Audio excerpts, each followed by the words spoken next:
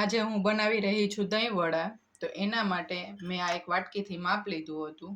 તો મેં 2 થી 2.5 વાટકી જેટલી આ અડદની દાળ લીધી છે. 1 વાટકી મેં લીધી છે મગની દાળ, જે મેં ફોતરા વગરની લીધી છે. 2 દાળને મેં અલગ અલગ રાખી છે અને સારી રીતે વોશ કરી લીધી છે. હવે આ દાળમાં હું પાણી નાખી અને એને હું પલાળવા દઈશ.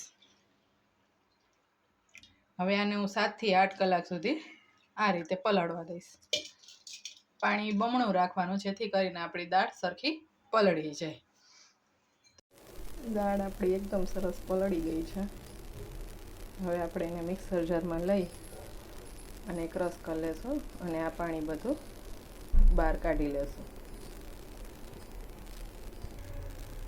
આપણે આને મિક્સી જારમાં પીસી લીધું છે અને હવે પીસીને બે મિક્સ કરી અને એકદમ સરસ હલાવી અને પાછું 5 થી 6 કલાક માટે રહેવા દેશું. દહીં વડા જે હું બનાવતી હતી એનો આથો સરસ આવી ગયો છે. આપણે ડબરામાં મેં નાખ્યું હતું એટલે આથો બહુ સરસ આવ્યો છે. અને હવે આપણે એને એકદમ સરસ મજાનું મિક્સ કરશું. બેટર આપણું અહીં વેટાઈ ગયું છે મસ્ત મજાનું અને પ્લફી થઈ ગયું છે એકદમ સરસ. હવે આપણે આ બેટર વડા પાડવા માટે તૈયાર થઈ ગયું છે. અને આમાં મેં મીઠું એડ કર્યું હતું સ્વાદ અનુસાર.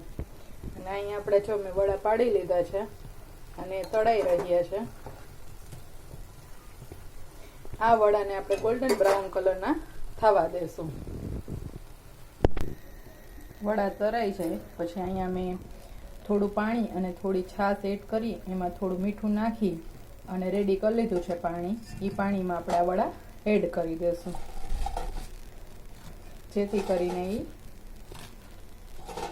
પાણી કે છાશ જે દહીંનો ભાગ ઓછો જોઈએ એમ પાણી એમાંથી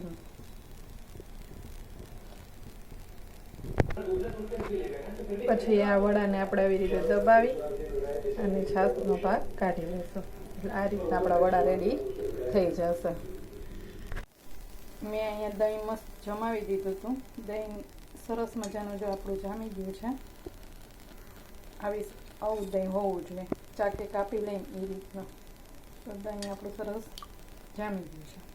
હવે આપણે આમાં ખાંડ એડ કરશું, દળેલી ખાંડ. હું આમાં દળેલી ખાંડ એડ કરી રહી છું.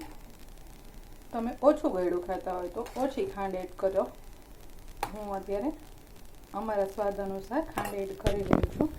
અને હવે આપણે આને એકદમ ફેટી લેવું, મસ્ત મિક્સ કરી લેશું. તો આપણું દહીં એકદમ રેડી થઈ ગયું છે. મસ્ત મેં મિક્સ કરી લીધું છે. હવે આપણે એને ઠંડુ થવા માટે ફ્રીઝમાં મૂકી દઈશું. હવે આપણે રેડી કરી રહી છું દહીં વડા. તો આપણે એક બાઉલમાં લઈ લીધા છે વડામાં આપણે એડ કરશું દહીંમાં આપણે ખાંડ નાખીને મિક્સ કરી અને ઠંડુ કરવા તો આપણે મૂકી દીધું હતું. તો દહીં આપણું ઓલરેડી ઠંડુ થઈ ગયું છે. હવે આપણે એને દહીં આમાં એડ કરશું.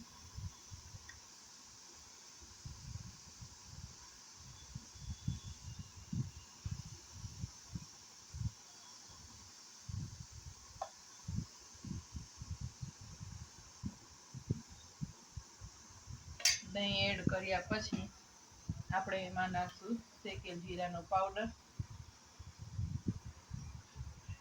થોડીક લાલ મરચી,